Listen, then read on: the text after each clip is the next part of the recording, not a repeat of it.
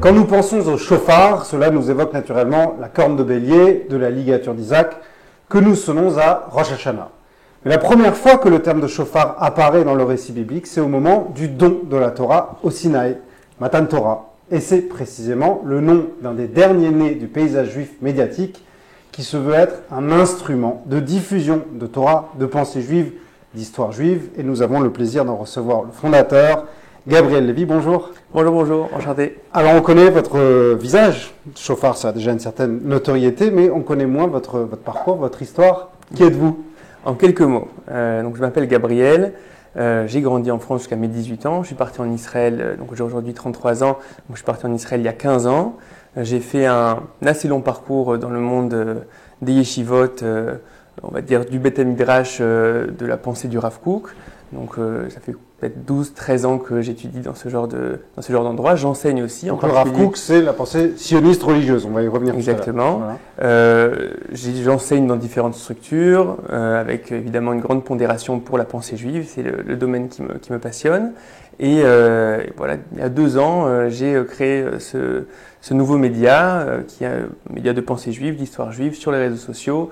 On est assez connu pour nos vidéos courtes en particulier. Et voilà, donc maintenant on touche pas mal de monde grâce à ce média-là. Et alors, un point, pourquoi est-ce que vous avez quitté la France à 18 ans ? J'ai depuis assez jeune la conscience qu'on vit une période particulière de l'histoire juive, où on a la chance de pouvoir exister à nouveau sous forme de nation et de pouvoir construire à nouveau un modèle de société et de voir à notre époque des juifs qui reviennent des 4 coins du monde. À mon avis, c'est pas anodin et je voulais participer à ça. Donc vous êtes dans une vision d'une histoire qui progresse et qui converge vers Eretz Israël. Oui, exactement. Alors ça m'amène justement à ma question de votre chita, de la ligne. Sur le marché des médias audiovisuels juifs, on va dire qu'il y a Torah Box, qu'on connaît très bien, qui fonctionne très bien. Si on devait mettre une étiquette dessus, on dirait que c'est Haredi, orthodoxe. Academ, on est connu pour être sans étiquette, justement. On met du contenu à disposition et les gens font leur choix. C'est notre pluralisme. Quelle est votre étiquette alors ? On peut dire que Chauffard a 2 objectifs. Le premier objectif, c'est d'arriver à proposer un contenu juif qui puisse être parlant pour une conscience moderne. En particulier, depuis le début, on a une réflexion qui est une réflexion pour les jeunes. Moi, j'ai eu moi-même l'expérience, j'enseigne dans différents cadres, de beaucoup de jeunes qui pensaient que le judaïsme est quelque chose d'archaïque, de superstitieux, etc. Et la volonté de mettre en avant le fait que c'est une parole qui est profonde, qui est existentielle, qui est parlante, qui peut parler à une conscience moderne. Donc il y a cette première volonté. La deuxième volonté qu'il y a dans Chauffard, c'est le fait de pouvoir mettre en avant, en effet, un système de pensée, une certaine cohérence qui est pas suffisamment présente à mon goût pour les francophones, qui est le fait que, en effet, on est en train de vivre une période particulière de retour des exils, où le peuple juif peut peut-être essayer de retrouver sa dimension nationale, retrouver son rôle parmi les nations, de hors la goïm, de lumière parmi les nations, et que peut-être il est important peut-être d'être capable de dire que c'est ce moment-là de l'histoire, qu'on est dans ce moment-là de l'histoire. Vous avez un message à faire passer, vous avez un agenda, comme on dit. Vous voulez inciter les gens, donc il y a un double agenda, prendre conscience de la richesse de leur identité juive et aussi de les amener à faire leur alia. En tout cas, on n'est pas dans l'appel direct à la alia. On est là pour mettre ce sujet, le sujet du retour du peuple juif sur sa terre, du retour à la dimension de nation. Énormément de personnes peuvent tout simplement vivre leur vie avec l'État d'Israël comme une destination de vacances, un endroit sympathique, etc. Mais sans se rendre compte de la révolution qu'un peuple qui a été pendant 2000 ans aux 4 coins du monde dispersé, etc., puisse renaître de ses cendres, exister à nouveau sous forme de nation, avoir en plus une réussite qui est assez incroyable dans les différents domaines, que ce soit matériel, spirituel, etc. Donc de l'intensité de cet événement. Exactement, c'est-à-dire déjà poser ça sur la table et dire est-ce qu'on est capable d'y réfléchir ? On n'est pas là pour inciter demain, prenez votre billet, etc. C'est pas l'agence juive. On n'est pas l'agence juive, j'ai beaucoup de respect pour l'agence juive. Ou les sous-traitants spirituels peut-être, je ne sais pas. Clairement pas, mais on est là pour dire est-ce qu'on est capable, avec à nouveau un regard qui vient des sources juives, de dire est-ce qu'on est capable aujourd'hui de faire face à l'actualité du peuple juif qui ces 100 dernières années, on va dire l'événement important pour le peuple juif, c'est le fait qu'il y a ce retour des exilés. Est-ce qu'on est capable d'y réfléchir? Est-ce qu'on est capable de se positionner par rapport à ça? Alors, vous l'avez mentionné rapidement tout à l'heure, c'est une école de pensée, ça, c'est celle du Rav Kook. Vous pouvez nous donner un peu d'autres noms, d'autres figures de cette... Évidemment, on est dans le judaïsme francophone, donc évidemment le Rav Ashkenazi, Manitou, qui a énormément marqué le paysage francophone, le professeur Gross, André Neher. Maintenant, ce qui est très intéressant, c'est que toutes ces figures-là sont parties de France après la guerre des 6 jours. Parce que voilà, la guerre des 6 jours a montré quelque chose. C'était miraculeux. Il y avait quelque chose de miraculeux, il y avait quelque chose de le retour à Jérusalem, que ça signifie que le peuple juif revient à Jérusalem, revient à ces lieux-là. Et donc, eux ont d'une certaine manière saisi ce moment-là et sont partis. Mais en partant, ils ont aussi laissé le judaïsme francophone en France sans personne qui portait ce message-là, qui avait cette vision-là de l'histoire et cette vision-là du retour à Sion. Alors, ce nom de Shofar, pourquoi Shofar? Alors c'est intéressant parce que Shofar, il y a justement, on a appelé Shofar parce qu'il y a fait 2 pans. Le premier pan, c'est que le Maharal de Prague justement dit qu'un Shofar c'est quoi? C'est prendre un souffle qui est inaudible et à travers un outil le rendre extrêmement puissant, rendre ce souffle-là extrêmement bruyant. Et c'est un petit peu ce qu'on cherche à faire, c'est-à-dire de prendre un message qui est inaudible parce qu'il est profond, parce qu'il appartient à un monde qui est pas forcément celui le plus connu, etc. Et à travers un outil qui va être les vidéos, les réseaux sociaux, etc., le rendre le plus audible possible et arriver à toucher un maximum de personnes. Donc ça, c'est la première raison pour laquelle on a appelé ça Shofar. La deuxième raison, c'est que on voit dans tous nos textes que le Shofar est toujours lié à l'appel de fin d'exil. On dit 3 fois par jour dans notre prière, Teka beshofar gadol lecherutenu, sonne d'un grand shofar pour nous libérer de l'exil. Et c'est vrai que la fin de l'esclavage aussi. Sonne la fin de l'esclavage, ça sonne exactement. Et c'est vrai qu'il y a dans Shofar une volonté de dire venez, on essaie de se rendre compte de l'époque dans laquelle on est en train de vivre, de rassemblement des exilés, et on cherche à être peut-être un des outils qui va peut-être réveiller les personnes à réfléchir à cette problématique-là de fin d'exil et de retour en Israël. Alors, ça, c'est un peu pour le factuel. Maintenant, il y a quand même un problème de fond et qui nous est commun. Ça fait partie des raisons pour lesquelles je vous ai proposé de se rencontrer à Academ. C'est que quand on propose de la pensée juive, de la Torah, sur Internet, on est quand même confronté à un sérieux problème. C'est que Internet, eh bien, c'est le monde du tout et du n'importe quoi et de son contraire. Et est-ce que c'est vraiment le lieu pour la diffusion de la Torah? Non, c'est évidemment complexe. La raison pour laquelle nous, on a fait ça sur les réseaux sociaux en particulier, c'est parce qu'on a une volonté d'arriver à toucher les cercles qui sont en dehors de la communauté. C'est-à-dire ceux qui n'ont pas forcément été en école juive, ceux qui ne vont pas forcément à la synagogue régulièrement, etc.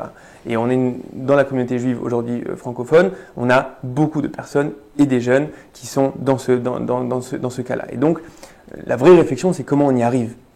Et les réseaux sociaux sont un outil extrêmement puissant pour arriver à ces personnes-là. Et pour arriver à les intéresser, pour arriver à faire en sorte que certains messages puissent leur parler.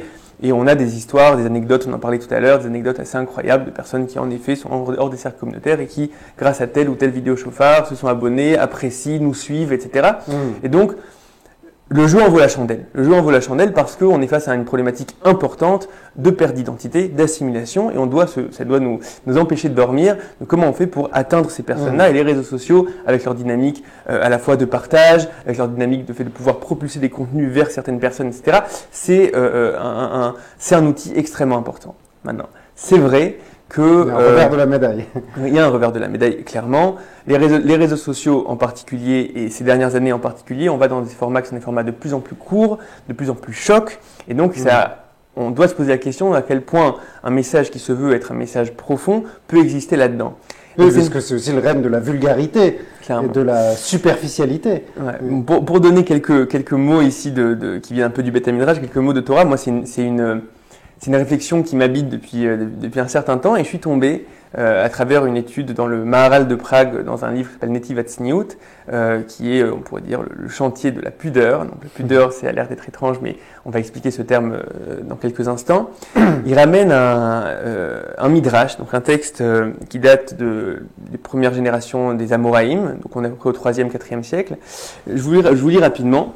Donc on est face à 2 sages qui sont dans le chouk, qui sont dans le marché. Rabbi Shmuel bar Nachmani et Rabbi Natan ben Eliezer. Et l'un demande à l'autre, si déjà on est en train de poireauter dans le chouk, Sheneli Perek Echad, apprends-moi un chapitre de quelque chose, si déjà on est là. Et là, il y a une réponse assez violente de Rabbi Natan ben Eliezer, donc son maître, qui dit Amar lech le beit Talmud veshne otra. Va dans la maison d'études et là-bas je t'apprendrai. Ici, je ne peux pas t'apprendre. Et là, l'autre rétorque, mais attends, on sait que dans le célèbre livre de Michelet, des proverbes, on dit Chochmot bachutz tarona, que les sagesses doivent s'exprimer à l'extérieur, doivent avoir leur place à l'extérieur. Et là, il lui dit non, im karita aloshanita. Si tu as lu, tu n'es pas revenu et tu n'as pas approfondi. Quand on dit bachutz, à l'extérieur, c'est bechutza shel Torah, dans une atmosphère qui correspond à la Torah. Et là, l'exemple qui est donné, Amar Galit, Echaninim Keret, la pierre précieuse, où est-elle vendue? Bechanout, dans une certaine atmosphère, une atmosphère qui va être mise en place dans un magasin, etc., pour mettre en valeur cette pierre précieuse. À Anvers. À Anvers, exactement. Car à Torah, de la même manière, la Torah a besoin d'une certaine atmosphère. Et donc on a ici une phrase qui est assez choc qu'on ne peut pas faire dans le chouk. On ne peut pas maintenant, la Torah ne peut pas exister dans ce lieu-là. C'est un peu comme l'idée qu'on ne fait pas de bracha, qu'on ne récite pas de bénédiction à la salle de bain ou aux toilettes. Alors, il y a un lieu pour ça. Alors, on pourrait dire ça. A priori, là, c'est plus parce que c'est des lieux qui ont une certaine saleté, etc. Le chouk n'est pas forcément sale. Et donc, le Maharal de Prague, dans ce livre Netiv Hatzniut, va exprimer quelque chose d'extrêmement intéressant, qui, à mon avis, est complètement parlant lorsqu'on parle de la société actuelle et en particulier des réseaux sociaux. Il va dire que le chouk, c'est le lieu du visuel, du sensoriel, du sensible, de l'immédiat. D'accord ? C'est le lieu où on va essayer de te séduire pour que tu achètes, évidemment, te séduire avec des belles couleurs, des belles épices, des belles odeurs, etc. Et donc, c'est un lieu de séduction. Je ne sais pas si vous connaissez, il y a un sociologue qui s'appelle Gilles Lipovetsky qui parle de notre société actuelle comme une société d'hyper-esthétisation et d'hyper-séduction. C'est-à-dire, comme on est dans une société de grande consommation, on cherche à te faire consommer pas forcément ce dont tu as besoin, mais aussi ce qu'on aimerait que tu consommes, donc on va te séduire. Te séduire, ça veut dire passer son temps à être dans l'immédiat, le visuel, la dopamine, la chose qui va directement activer quelque chose. Donc l'absence précisément de recul et de réflexion. L'absence de recul et de réflexion. Maintenant, ce qui est très intéressant, c'est ce que le Maharal va dire, ça veut dire, dans un lieu qui est le chouk, au final, ce que tu développes, c'est des capteurs de sensoriel, des capteurs d'immédiat. Et c'est un petit peu comme un joueur de tennis, lorsqu'il développe son bras droit, il ne développe pas son bras gauche. D'accord ? C'est-à-dire que si tu deviens hypersensible à un langage qui est le langage de l'immédiateté, un langage qui est le langage du sensible et qui est un langage du fast-food, en fait, alors tu perds aussi une sensibilité à des choses qui sont plus intérieures, qui sont plus fins, qui sont avec une voix plus faible, en fait. C'est-à-dire qu'on galvauderait la profondeur de la Torah. Non seulement on galvauderait, mais en fait, c'est possible que les personnes passent à côté. C'est-à-dire comme s'il y avait une espèce d'insensibilité qui se fait à cause de ça. Je ne sais pas si vous avez déjà été à un mariage. En général, on demande à deux personnes qui ont été au même mariage, on leur demande comment était le mariage. Et on se rend compte qu'ils ont été à deux mariages complètement différents. Il y en a un qui te répond écoute, c'était super le mariage, le buffet sushi était incroyable. Et l'autre qui va te dire il y a eu un moment de grâce où le marié a regardé la mariée sous la choupa et c'était incroyable. Vous étiez au même mariage ? Oui, vous étiez au même mariage, vous n'avez pas les mêmes capteurs de la réalité. C'est-à-dire être conscient du fait que la société, de manière générale, à travers les pubs, les clips, c'est très intéressant de voir que les clips, le nombre de secondes par plan se réduit au fur et à mesure des années. Donc on est sur du 3 secondes maintenant, chaque plan fait 3 secondes, le jingle, etc. Tout ça c'est du fast-food, c'est du extrêmement rapide, extrêmement choc. C'est l'hyper-accélération. Ouais. C'est l'accélération pour arriver à activer quelque chose. Maintenant, se rendre compte qu'en fait, ces choses-là, c'est pas juste qu'on les consomme, mais qu'elles nous formatent. Et que le fait qu'elles nous formatent, ça peut nous rendre insensibles à une dimension qui est une dimension plus profonde. Le Maharal de Prague, justement, va dire dans Netiv Hatzniut, va dire que c'est assez intéressant que il n'y a que 2 endroits dans toute la Bible où on parle de la notion de tsniout. Toute la Bible, il n'y a que 2 versets, la notion de pudeur. Dans le premier verset, on ne nous dit pas grand-chose à part « Vetzna lechet im Hashem lokecha » « Sois pudique face à ton Dieu ». On ne nous dit pas ce que ça veut dire. Le deuxième verset, c'est un verset des proverbes de Michelet qui nous dit « Ve'et tsnuim chochma ». C'est-à-dire que la pudeur est liée à la sagesse. avec la pudeur vient la sagesse. A priori, on n'aurait pas forcément dit ça. Et le Maharal explique que, en réalité, la pudeur, c'est bien au-delà de ce que nous, on appelle pudeur. La pudeur, c'est la capacité de mettre une plus grande pondération aux dimensions intérieures qu'aux dimensions extérieures et sensorielles. Et la sagesse, c'est aussi ça, sa capacité d'être intérieure. Et je pense que lorsqu'on réfléchit à quel type de personne la Torah cherche à créer, cherche à façonner, on ne cherche pas juste à faire de nous des personnes bonnes, des personnes altruistes. Clairement, on cherche à faire de nous des personnes, mais on cherche aussi à créer des gens qui ont une certaine intériorité, qui ont un monde de réflexion, qui ont un monde de volonté, qui ont un monde intérieur riche. Et donc là, on doit se poser la question de à quel point la société dans laquelle on vit et les médias, les réseaux sociaux, etc., qui nous poussent de plus en plus à développer des capteurs qui sont des capteurs d'immédiateté, est-ce qu'on ne va pas créer une espèce on ne va pas contrebalancer la chose? Vous voulez avec un antidote en fait. Et je ne sais pas si Shofar est un antidote. Je pense qu'on est toujours dans cette réflexion-là. C'est-à-dire que d'un côté, comme j'ai dit, il y a l'urgence que pour arriver à un certain public, on doit être là-bas. D'un autre côté, on doit réussir à faire goûter quelque chose, à dire, regardez, à créer une espèce d'estime pour le message, et ça va se faire avec des vidéos courtes, etc., pour essayer d'amener la personne à un processus qui est plus long, qui est plus intérieur. On va avoir des vidéos qui sont un peu plus longues, on va avoir des séries, on va avoir des podcasts, etc., où on espère que la personne va pouvoir avoir accès à quelque chose qui est plus en profondeur, et on espère même pouvoir avoir sa propre démarche de réflexion, d'études, etc. En tout cas, d'aller chercher là où il se trouve. Ouais, d'aller chercher les gens là où ils se trouvent. Ah, c'est très intéressant parce que vous dites que vous réclamez de la pensée du Rav Kook. Moi, je connais pas du tout le Rav Kook, mais je connais une idée du Rav Kook. C'est que quand le sionisme a affirmé vouloir créer le Yehudi Hadash, le nouveau juif, à savoir l'agriculteur musclé, bronzé, qui travaille son champ, ça a évidemment provoqué une très grande hostilité dans le monde religieux. Et Rav Kook fait partie de ceux qui a dit non, c'est le corps là du peuple juif. Et il va falloir l'habiller, il va falloir aller réunir le corps et l'esprit et apporter de l'esprit. On doit insuffler une âme dans ce grand corps, c'est ce qu'il a dit. C'est un peu ce que vous faites, quoi. C'est-à-dire qu'il y a ce monde qui fonctionne dans l'immédiateté, aussi dans la pulsion, il y a quelque chose de très pulsionnel dans ce rapport qu'on a à la consommation. Et vous allez sur la place du marché et vous... C'est vrai, mais on est toujours dans cette réflexion de, on veut pas non plus rendre le contenu vulgaire, on veut pas non plus rendre le contenu bas de gamme. Donc, par exemple, on reste sur des formats de vidéos qui sont quand même de 4 minutes. Alors, on va dire c'est très court, 4 minutes, mais on sait qu'aujourd'hui, les formats d'1 minute marchent encore mieux. Est-ce qu'on est capable en 1 minute de formuler un propos qui soit pas non plus, qui soit pas trop vulgarisé? Donc, on essaie de garder un équilibre là-dessus. Il y a aussi une dimension de chassidoute dans ce que vous faites, d'aller dans la touma, dans la fange et d'en extraire les étincelles de lumière. Et je pense que vous avez parlé du Rav Kook. Le Rav Kook, un de ses grands diagnostics, c'est le fait de dire que le fait que le peuple juif s'éloigne de son message depuis 200 ans, ça vient pas d'une petitesse, mais ça vient d'une grandeur. Ça vient du fait qu'il y a une espèce de nouvelle maturité dans le peuple juif qui ne peut plus juste se suffire du fait qu'on a toujours fait comme ça et on continue à faire. Il y a une volonté maintenant d'aller au fond des choses, d'essayer de trouver dans le judaïsme un discours qui est un discours profond, un discours qui est un discours idéaliste, qui n'est pas juste dans la punition et dans si tu fais ça, il t'arrivera ça, mais dans le fait qu'on a un projet à apporter au monde. Et je pense que depuis le Rav Kook c'est 1865-1935, on est encore dans ces époques-là où au final on est face à une génération qui est curieuse, qui est intéressée, qui ne peut pas se suffire d'un judaïsme qui est juste de l'ordre de l'évidence, on a toujours fait comme ça, et on essaie nous aussi d'apporter une dimension de profondeur, une dimension de sens à ce que le judaïsme a proposé aujourd'hui.